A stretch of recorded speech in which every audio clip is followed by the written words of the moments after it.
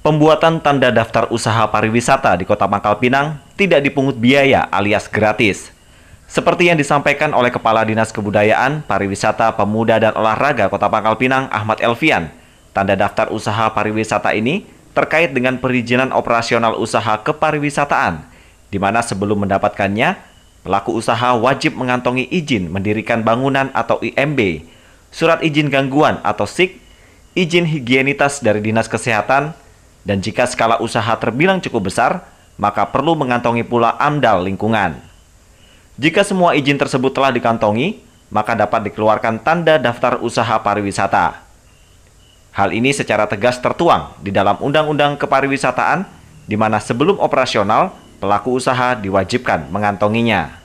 Untuk tanda daftar usaha pariwisata itu gratis, jadi tidak dipungut biaya. Nah, yang dipungut biaya itu izin-izin yang harus dilengkapi ya sebelum tanda daftar usaha pariwisata itu diterbitkan. Izin yang pertama harus dimiliki itu adalah IMB, jadi harus ada izin mendirikan bangunannya. Nah, di samping IMB, mereka juga harus memiliki surat izin gangguan, surat izin gangguan atau SIG kiri kanan. Yang paling penting juga yang izin yang menyangkut higienitas ya dari kesehatan. Kalau skala usahanya sudah besar, ya harus mengantongilah izin-izin yang terkait dengan lingkungan. Di Kota Pangkal Pinang, tercatat usaha pariwisata yang dominan, yakni jasa konsumsi berupa restoran dan rumah makan, diikuti oleh jasa hiburan dan rekreasi, mulai dari bioskop sampai dengan panti pijat. Jasa akomodasi berupa hotel dan penginapan, dan yang mengalami perkembangan setiap tahunnya, yakni jasa perjalanan wisata, berupa biro perjalanan wisata ataupun agen perjalanan wisata.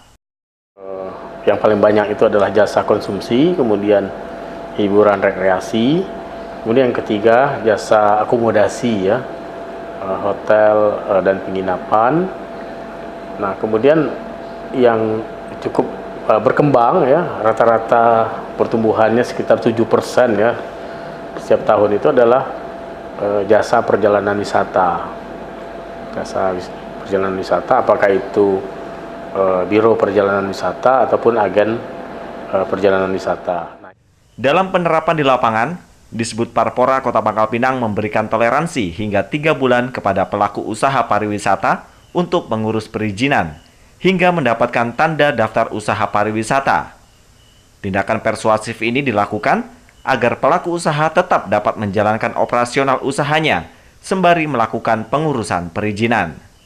Dikatakan lebih lanjut oleh Elvian, hingga saat ini pihaknya belum pernah memberikan sanksi hingga penyegelan kepada pelaku usaha pariwisata.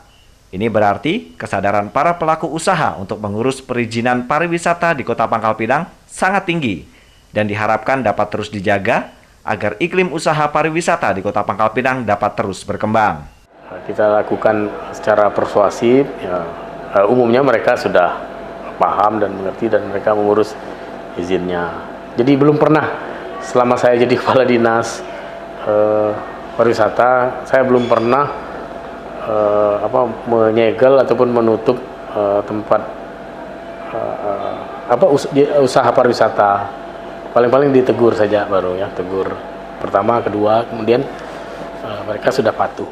Sikap persuasif yang diterapkan oleh Disbud Parpora Kota Pangkal Pinang terhadap pelaku usaha pariwisata ini diharapkan juga dapat mendorong iklim investasi pariwisata di Kota Pangkal Pinang sebagai ibu kota provinsi Kepulauan Bangka Belitung. Tim Liputan untuk seputar Pangkal Pinang.